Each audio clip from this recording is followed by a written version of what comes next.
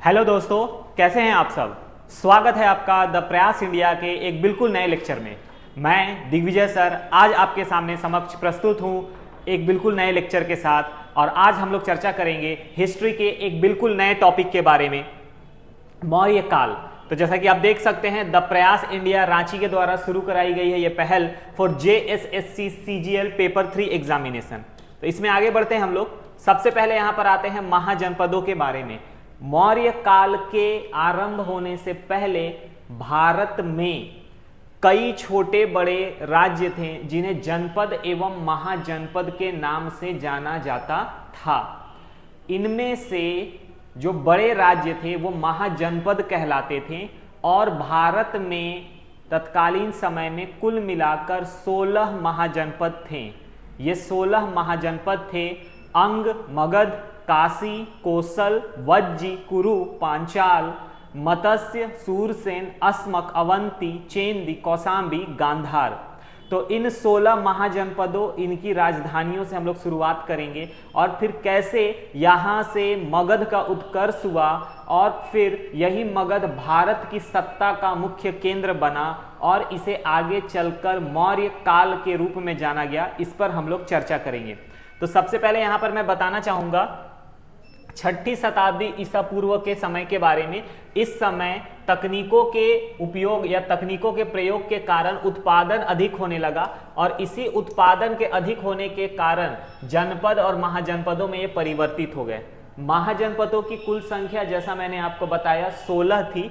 इसके अतिरिक्त इनका उल्लेख हमें बौद्ध ग्रंथ में अंगुत्तर निकाय, महावस्तु एवं जैन ग्रंथ भगवती सूत्र में भी मिलता है। साथ ही साथ बोला जा रहा है मगध, कोसल, वत्स और अवंती तत्कालीन समय के मतलब उस समय के बहुत शक्तिशाली राज्य थे। साथ ही साथ अस्मक जो था यह एकमात्र महाजनपद था जो नर्मदा नदी के दक्षिण में स्थित था। याद रखिएगा, नर्मदा नदी के दक्षिण में स्थित महाजनपद कौन सा है? तो अस्मक।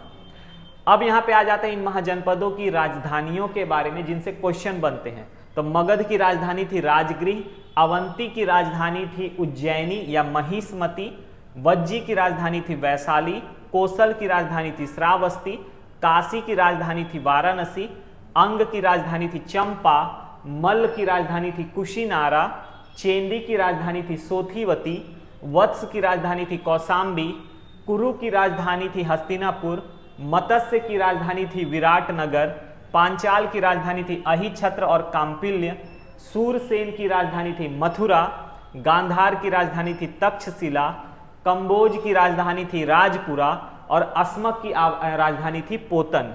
साथ ही साथ यहाँ बताया गया है, इसे आप यहाँ पर देख सकते हैं हमारे मैप में, जैसा कि आप यहाँ पर मैं आपको बता रहा हूँ महाजनपदों के बारे में। तो महाजनपदों का विवरण यहाँ आपको दिख जाता है अलग अलग नदियों के साथ, कहाँ पे कौन सा फैला हुआ था। जैसे अंग हो गए, उसके बाद कौसांबी, चेंदी, वत्स, अवंती, इन सभी के में। आगे इसके बाद फिर बढ़ते हैं अनदर पोर्शन। इसमें बताया गया प्रशासनिक एवं आर्थिक व्यवस्था के प्रशासनिक एवं आर्थिक व्यवस्था के बारे में। तो प्रशासनिक एवं आर्थिक व्यवस्था से रिलेटेड जब हम लोग पॉइंट पढ़ते हैं तो यहाँ पर आपका पोर्शन होगा पूर्व मौर्य काल में रक्त संबंध जो थे इनसे पृथक नौकरशाही जो थी वह स्थापित हुई। बाली साधिक, सौलिक, रज्जुक ये सभी जो थे इस काल के प्रमुख अधिकारी थे।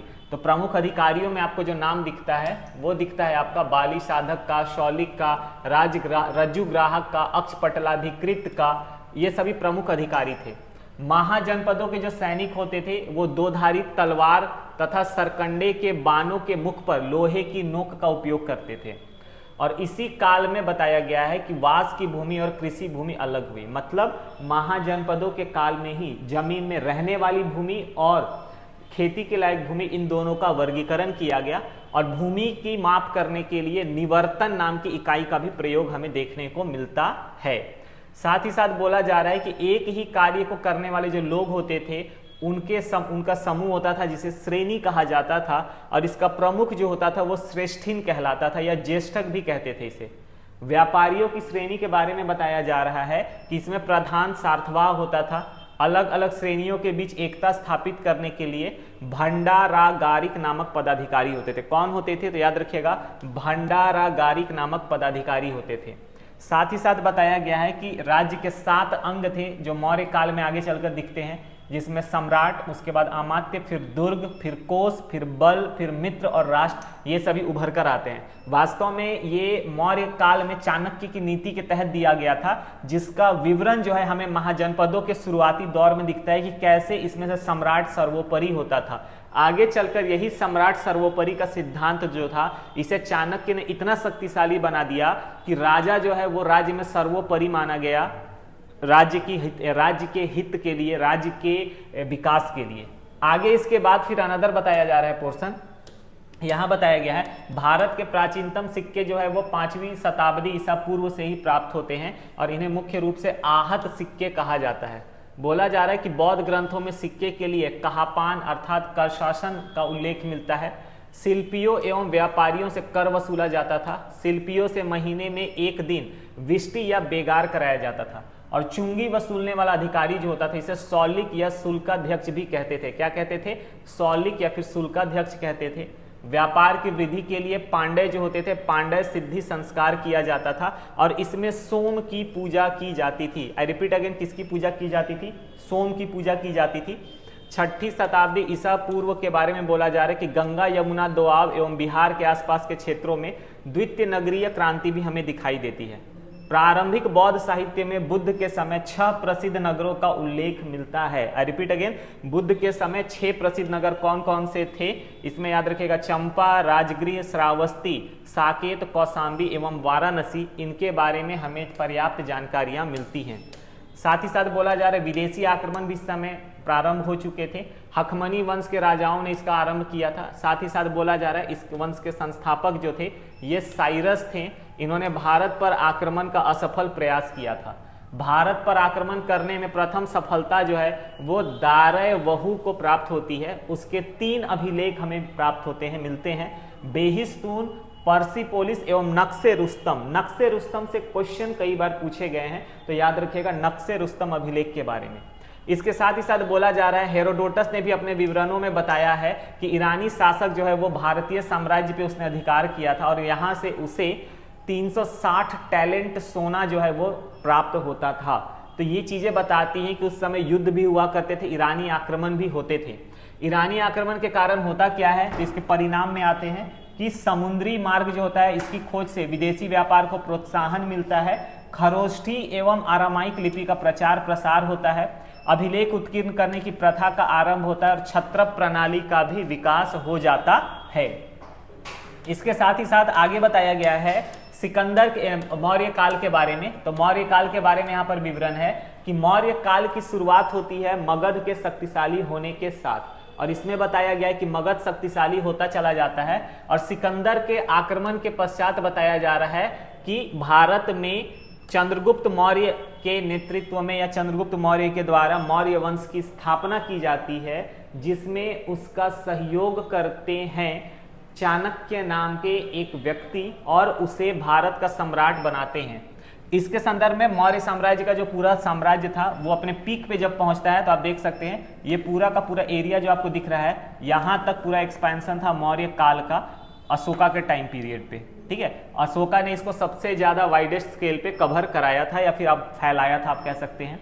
आगे इसके बाद बताया गया मौर्य काल को जब हम लोग जानना चाहते हैं तो इससे रिलेटेड हमारे सोर्स कौन कौन से हैं और इससे हमें क्या विवरण मिलता है। तो बोला जा रहा है कि पुरातात्विक सामग्रियों में ही हमें मदद मिलती है।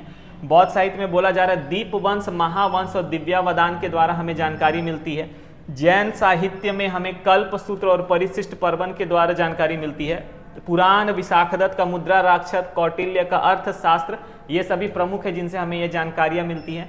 मेगास्थनीज, निर्याकस, अनासिक्रिटस एवं दूसरे यूनानी लेखकों के विदेशी विवरण भी इसमें हमें जानकारियां देते हैं। सोमदेव का कथा सरित सागर है और क्षेमेंद्र का वृहत कथा मंजरी जो है यह भी मौर्य इतिहास पर प्रकाश डालते हैं।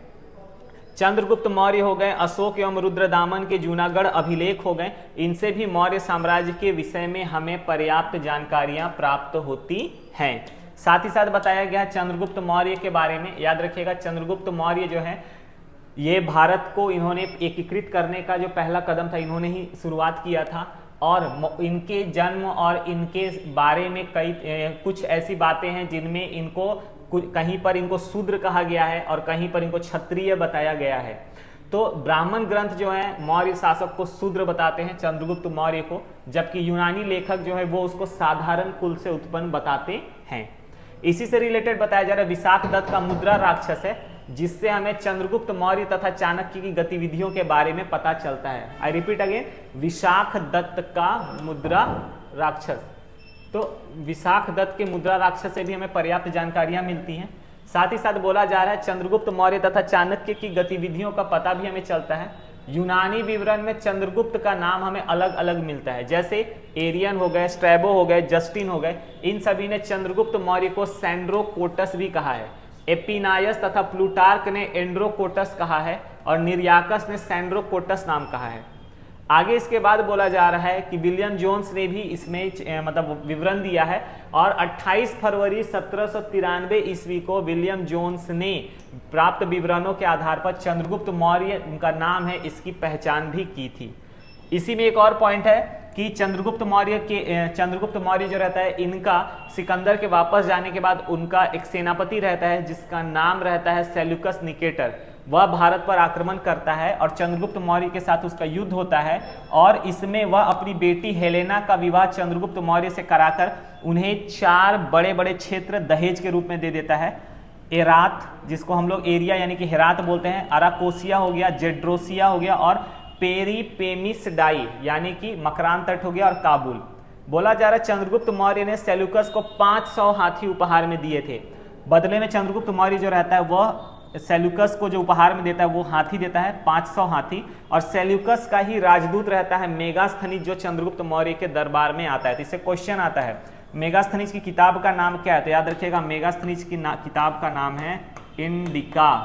ठीक है, इसको अच्छे से याद रखिएगा। आगे उसके बाद फिर अनदर पोर्शन बताया गया है, नेक्स्ट पोर्शन यहाँ पे इसमें बताया गया है बिंदुसार के बारे में। तो बिंदुसार जो है ये चंद्रगुप्त मौर्य का बेटा रहता है और इसे अमित्रचेटस या फिर अमित्रघात भी कहा गया है। साथ ही साथ बोला जा रहा है इसका अर्थ होता है शत्रुओं का नाश करने वाला, और इसका एक नाम सिंहसेन एवं भद्रसार भी था। आई रिपीट अगेन, भद्रसाल मत समझिएगा, वो अलग था। जैन ग्रंथ है परिशिष्ट पर्वन, इसके अनुसार बिंदुसार की माता का नाम दुर्धरा तथा उसका मंत्री जो था वो चाणक्य था, यह बताया गया है। दिव्यावदान के अनुसार बिंदुसार के समय में तक्षशिला में वहां के अमात्यों के विरुद्ध 2 विद्रोह हुए थे और इसे दबाने के लिए पहली बार अशोक को तथा दूसरी बार सुसीम को भेजा गया था। तो अशोक और सुसीम का भी यहाँ पे उल्लेख आता है जिन्हें भेजा गया था तक्षशिला में हुए विद्रोह को दबाने के लिए। साथ ही साथ सीरिया के शासक थे एंटीयोकस प्रथम, इन्होंने अपने दूत डायमेकस को भेजा था बिंदुसार के दरबार में, इसे याद रखिएगा। और बिंदुसार ने सीरिया के शासक से शराब, मीठा अंजीर तथा दार्शनिक की मांग की थी। सीरिया के शासक ने शराब और अंजीर तो भेज दिए थे लेकिन दार्शनिक नहीं भेजे थे। ये कई बार क्वेश्चन आया हुआ है कि सीरिया के शासक से बिंदुसार ने क्या मांग की थी, तो याद रखिएगा दार्शनिक भी उन्होंने मांगा था, शराब और मीठे अंजीर के अलावा। तो उन्होंने दार्शनिक नहीं भेजा था, बाकी चीजें उन्होंने भेजी थी, शराब और अंजीर उन्होंने भेज दी थी। साथ ही साथ बोला जा रहा है कि मिस्र के शासक थे टालमी द्वितीय, उन्होंने डायनोसियस नामक राजदूत जो था वो बिंदुसार के दरबार में भेजा था। याद रखिएगा मिस्र के शासक थे टॉलमी द्वितीय, उन्होंने डायनोसियस नामक राजदूत बिंदुसार के दरबार में भेजा था। और बिंदुसार जो था यह आजीवक संप्रदाय का अनुयायी था। आई रिपीट अगेन, बिंदुसार किस संप्रदाय का अनुयायी था, तो ये क्वेश्चन का आपका आंसर हो जाता है आजीवक संप्रदाय का। और चंद्रगुप्त मौर्य जैन धर्म का अनुयायी था, इसको याद रखिएगा। बिंदुसार की सभा में 500 सदस्यों वाली एक मंत्री परिषद होती थी और इसका प्रधान खलटक कहलाता था। आई रिपीट अगेन, बिंदुसार के दरबार में 500 सदस्यों की मंत्री परिषद होती थी और इसके प्रधान को खलटक कहा जाता था, इसको याद रखिएगा। आगे बताया जा रहा है अशोक को उसके अभिलेखों में सामान्यतः देवनाम पीय कहकर पुकारा गया है। अशोक सबसे महान मौर्य सम्राट था जिसने भारत के विशालतम क्षेत्र पर शासन भी किया था, जिसके विवरण हमें मिलते हैं। और साथ ही साथ यह भी बताया गया है कि अशोक के बारे में हमें जानकारियां जो मिलती है उसमें उसके अभिलेख है जिनसे हमें पूरा विवरण मिलता है। इसके अतिरिक्त हमें भाब्रू अभिलेख में उसे प्रियदर्शी, जबकि मास्की में उसे बुद्ध शाक्य कहा गया है। भाब्रू में क्या कहा गया है, प्रियदर्शी, और मास्की में बुद्ध शाक्य कहा गया है। मास्की, गुर्जरा, निट्टूर तथा उदगेलम अभिलेख में उसका नाम अशोक मिलता है।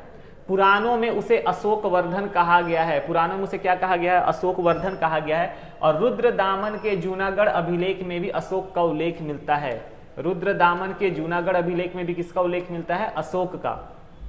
दीपवंश में अशोक को उज्जैनी, करमोली तथा भाब्रू लेख में स्वयं को मगधाधिराज कहता है। अशोक जो है यह दीपवंश में क्या कहता है? अशोक को उज्जैनी कहा गया है, करमोली कहा गया है और भाब्रू लेख में वो स्वयं को मगधाधिराज कहता है।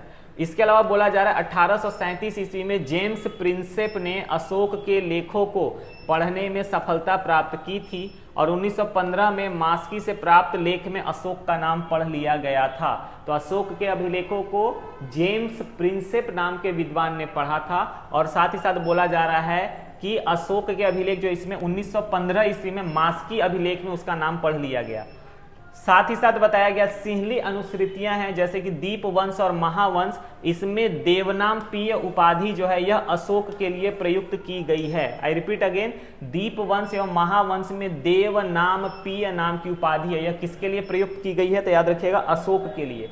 साथ ही साथ बोला जा रहा है कि बौद्ध ग्रंथों में अशोक की मां का नाम धम्मा, पाशादिका और सुभद्रांगी मिलता है। बौद्ध ग्रंथों में अशोक की पत्नी के नाम के रूप में असंधिमित्रा, महादेवी, पद्मावती, तिस्य रक्षिता तथा प्रयाग स्तंभ लेख में कारुवाकी नाम भी हमें मिलता है। बौद्ध ग्रंथों में अशोक की 2 पुत्रियों के बारे में पता चलता है, संघमित्रा तथा चारुमती, और 2 पुत्र कुणाल तथा महेंद्र के नाम का उल्लेख मिलता है। इसी में बताया जाता है कि संघमित्रा और महेंद्र को अशोक ने श्रीलंका भेजा था बौद्ध वृक्ष की डाली के साथ। आगे बताया जा रहा है इनके पुत्र थे जालौक, इनका उल्लेख हमें राजतरंगिणी में मिलता है और तीवर का उल्लेख जो है वो हमें प्रयाग स्तंभ लेख में मिलता है। तो इसमें आपको कम से कम 12 से 13 अलग अलग तरह के फैक्ट मतलब पॉइंट मिले हैं जो एग्जाम में पूछे गए हैं। तो याद रखिएगा प्रयाग स्तंभ लेख में राजतरंगिणी में तीवर का उल्लेख मिलता है। आगे इसके बाद फिर नेक्स्ट बताया गया है पॉइंट, इसमें कहा गया है अशोक के 13वें शिलालेख से हमें यह जानकारी मिलती है कि उसके 5 यवन राजाओं के साथ मैत्रीपूर्ण संबंध थे, जिसमें अंतियोक, तुर्मय, अंतिकिनी तथा मकमास जो है इनका हमें उल्लेख मिलता है और अलिक सुंदर का उल्लेख मिलता है। जैसा कि आप देख सकते हैं यहाँ पे मैंने उसको मेंशन भी किया हुआ है। अशोक के 12वें एवं 13वें शिलालेख में अलग अलग राज्यों के बारे में चर्चा की गई है, जिसमें चोल, पांड्य, सतीयपुत्र, केरलपुत्र सहित ताम्रपर्णी की सूचना मिलती है। और अशोक के द्वितीय शिलालेख में बताया गया है कि इससे स्पष्ट होता है कि भारत में अशोक का अधिकार चोल, पांड्य, सतीयपुत्र, केरलपुत्र एवं ताम्रपर्णी को छोड़कर सभी जगह मिलता है, क्योंकि इन राज्यों को प्रत्यंत या सीमावर्ती राज्य कहा गया है। अशोक का समकालीन सिंहल नरेश जो था वो तिस्स था। आगे बोला जा रहा है धार्मिक दृष्टिकोण के बारे में। तो धार्मिक दृष्टिकोण के बारे में क्या कहा गया है? अशोक पहले ब्राह्मण धर्म का अनुयायी था और राजतरंगिणी के अनुसार बताया गया है कि वह शैव धर्म का उपासक भी था। कौन से धर्म को मानता था? शैव धर्म को। उसके अभिलेखों में सर्वत्र उसे देवनाम प्रिय कहा गया, उसके अभिलेखों में उसे देवनाम प्रिय कहा गया है, देवना प्रियदसी कहा गया है और इसका अर्थ है देवताओं का प्रिय। इसे क्या कहते हैं? देवताओं का प्रिय भी कहते हैं। सिंहली अनुश्रुतियों के अनुसार अशोक ने अपने बड़े भाई सुमन के पुत्र निग्रोध के व्यक्तित्व से प्रभावित होकर बौद्ध धर्म अपना लिया था और वह मोगली पुत्र तिस्स के प्रभाव से बौद्ध हो गया था। तो पॉइंट यहां पर बनता है कि किसके प्रभाव से अशोक बौद्ध हो गया था? तो याद रखिएगा मोगली पुत्र तिस्स के प्रभाव से। आगे उसके बाद नेक्स्ट पॉइंट बताया गया है, दिव्यावदान के अनुसार बताया गया है कि अशोक को बौद्ध धर्म में दीक्षित करने वाला कौन था? तो याद रखिएगा उपगुप्त था। अशोक को बौद्ध धर्म में किसने दीक्षित किया था? उपगुप्त ने। और बोला जा रहा है कि शासन के 10वें वर्ष बोध गया, 12वें वर्ष निगाली सागर और 20वें वर्ष में उन्होंने लुम्बिनी की यात्रा की थी। निगाली सागर में कनक मुनि के स्तूप का संवर्धन किया गया है। किसका संवर्धन किया गया है? तो याद रखिएगा कनक मुनि के स्तूप का। लुम्बिनी में धार्मिक कर बलि को माफ कर दिया गया था। लुम्बिनी में बताया गया है कि अशोक ने धार्मिक कर हुआ करता था बलि, इसको हटा दिया था और भूमि कर को घटाकर 1/8 भाग वह कर देता है। लघु शिलालेख में अशोक स्पष्ट बुद्ध, धम्म तथा संघ का अभिवादन भी करता है। सारनाथ हो गया, सांची हो गया, कौशाम्बी हो गया, ये लघु स्तंभों से भी अशोक के बौद्ध होने के हमें प्रमाण मिलते हैं। आगे बोला जा रहा है इसके अलावा उसकी यात्राओं का क्रम है बोध गया, कुशीनगर, लुम्बिनी, कपिलवस्तु, सारनाथ, श्रावस्ती, ये सीक्वेंस आता है। तो याद रखिएगा सबसे पहले बोध गया, फिर कुशीनगर, फिर लुम्बिनी, फिर कपिलवस्तु, फिर सारनाथ, फिर श्रावस्ती। धर्म प्रचारक में बोला गया है मध्यांतिक जो रहता था यह कश्मीर तथा गांधार से, महारक्षित यवन देश में, मध्यम हिमालयवर्ती क्षेत्र में, और महादेव महिष मंडल, महाधर्म रक्षित महाराष्ट्र, धर्म रक्षित अपरांतक महेंद्र तथा संगमित्रा को श्रीलंका तथा सोना तथा उत्तरा को स्वर्ण भूमि में भेजा था। किसने भेजा था? अशोक ने भेजा था। किसके लिए? तो अपने धर्म के प्रचार के लिए, यानी कि अशोक के धर्म के प्रचार के लिए। आगे बोला जा रहा है अशोक के अभिलेखों के बारे में बहुत सारे विवरण आते हैं। जैसे अशोक के अभिलेख जो वो राज्यादेश के रूप में जारी किए गए थे, मतलब वो राज्य के आदेश के रूप में थे, और यह पहला शासक था जिसने अभिलेखों के द्वारा जनता को संबोधित किया था। और अशोक के बारे में पूरी जानकारी भी हमें जो मिलती है वो अभिलेखों से ही मिलती है। अभी तक अशोक के 47 से अधिक अलग अलग स्थलों पर जो है वहां पर अभिलेख प्राप्त हुए हैं, और इसकी संख्या 150 से ज्यादा है। अशोक के अभिलेख जो है वह प्रमुख राजमार्ग के किनारे स्थापित थे, और सभी अभिलेख जो वो प्राकृत भाषा और ब्राह्मी लिपि में मिले हैं। उत्तर पश्चिम के अभिलेख में हमें खरोष्ठी एवं आरामाइक लिपि का प्रयोग किया गया है। अफगानिस्तान में इसकी भाषा आरामाइक एवं यूनानी दोनों है। अभिलेखों में उसके राज्याभिषेक के 8वें से 21वें वर्ष की घटनाएं वर्णित है। कहां से कहां तक की घटनाएं मिलती है? तो 8वें से 21वें वर्ष की।